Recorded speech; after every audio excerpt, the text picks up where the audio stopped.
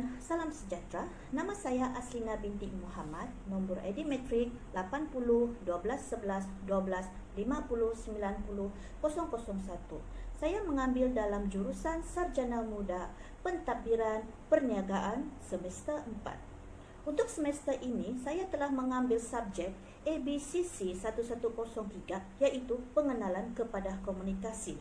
Tujuan tugasan ini adalah untuk menilai kemampuan pelajar dalam membincangkan implikasi komunikasi, teknologi dan juga isu-isu berkaitan etika media di Malaysia.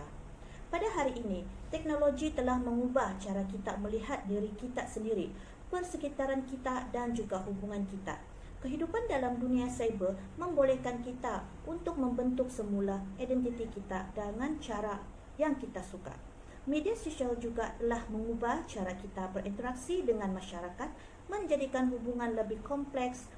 Pada hari ini, prinsip etika dalam komunikasi amat penting kerana ia boleh memberi penghormatan kepada seseorang individu, sesebuah kumpulan dan juga institusi yang terlibat dalam proses komunikasi.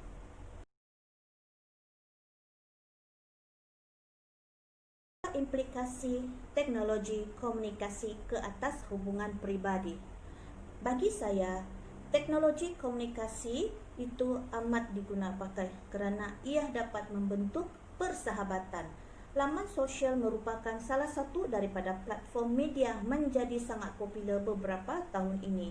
Pembentukan persahabatan adalah antara sebab utama pengguna laman sosial yang menjadikan profil sebagai tunjangnya. Contoh persahabatan ini boleh diambil melalui Facebook, Instagram, Twitter dan juga lain-lain. Mekanisme persahabatan membolehkan pengguna membina hubungan baru dan membolehkan interaksi sosial dilakukan dengan cara yang lebih mudah. Selain daripada itu, teknologi komunikasi terhadap diri saya menghasilkan perniagaan atas talian, di mana dengan adanya teknologi komunikasi ini, secara automatiknya terbentuk penjualan secara atas talian. Makin ramai peniaga mula berjinak dalam membuat perniagaan secara atas talian kerana kosnya yang sangat murah serta peluang pemasaran dan periklanan yang meluas. Contoh, kalau kita melihat daripada aplikasi Facebook, terdapat pelbagai kelab peniaga online yang boleh kita ikut. Selain pada itu juga, media sosial digunakan untuk mengekalkan hubungan sedia ada, membentuk hubungan romantik serta mencipta persahabatan yang baru. Kebanyakan pengguna menggunakan dan memperuntukkan sejumlah masa harian mereka di laman sosial bagi tujuan persahabatan, terutama dalam kalangan remaja, dan ada juga menggunakan media sosial ini sebagai pencarian jodoh. Kalau kita lihat kepada laman web baituljannah.com, lebih 80% bertemu jodoh melalui laman web ini. Selain daripada itu juga, wujudnya persatuan komuniti, contohnya kelab pencipta kucing. Yang ini di mana di atas laman sosial media ataupun teknologi komunikasi ketika ini digunakan pakai untuk kita berkongsi hobi, tidak kira berada di Malaysia ataupun di luar negara. Selain itu, teknologi komunikasi juga boleh digunakan di dalam tempat kerja ataupun di setiap organisasi. Tetapi tahukah kita apakah kelebihan dan kekurangan penggunaan teknologi komunikasi ini? Negara yang pesat dan maju bukan sahaja boleh melihat dari segi politik dan ekonomi, tetapi ia juga boleh melihat berdasarkan teknologi. Contohnya, negara maju seperti US, Jepun, Korea boleh dianggap negara yang maju disebabkan negara itu mempunyai teknologi yang canggih. Dengan kewujudan teknologi ini, ia mampu membuka peluang kepada masyarakat dunia untuk menikmati hidup yang lebih selesa, aman dan mudah. Contohnya pada zaman sekarang, kalau kita lihat perkembangan teknologi komunikasi sendiri telah membuka peluang pekerjaan kepada masyarakat di seluruh dunia. Terdapat syarikat-syarikat besar seperti multinational corporation telah membuka peluang pekerjaan kepada rakyat Malaysia. Teknologi bukan sahaja memudahkan hidup, kerja dan menjadikan sesebuah masyarakat itu sebagai satu masyarakat yang bermaklumat. Namun begitu, terdapat kebaikan dan juga kekurangan dalam penggunaan teknologi komunikasi di setiap organisasi, dan di antaranya adalah seperti berikut. Pilihan penggunaan teknologi komunikasi di tempat kerja juga di sebuah organisasi. Apakah kelebihan itu? Ya, salah satunya adalah memudahkan kerja seharian.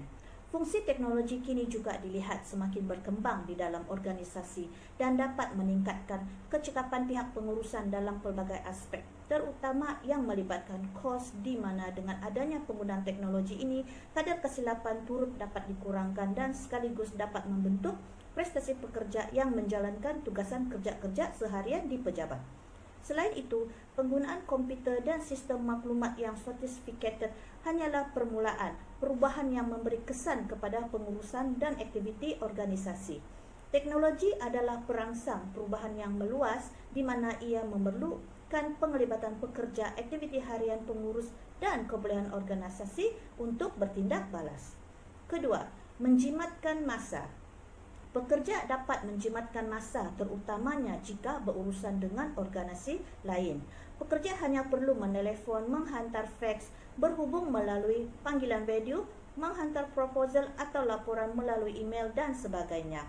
Pekerja tidak perlu lagi pergi ke tempat berkenaan jika terdapat urusan dan hal ini dapat menjimatkan masa dan kos. Selain itu juga, ia dapat memudahkan perhubungan. Kecanggihan teknologi masa kini telah memberi banyak kemudahan komunikasi kepada seluruh masyarakat di dunia. Ianya amat mudah, hanya perlu menggunakan telefon, laman media sosial seperti Skype, Yahoo Messenger, email dan sebagainya. Kemudahan komunikasi ini banyak membantu organisasi untuk berhubung di seluruh pelosok dunia. Selain itu, komunikasi juga akan lebih efektif, di mana dengan penggunaan blog, media sosial seperti Facebook, Twitter atau MySpace dan forum menjadi medium yang popular untuk menyampaikan maklumat. Golongan pekerja zaman kini menjadikan laman sosial untuk menyebarkan maklumat terkini, terutamanya kepada rakan-rakan sekerja mereka.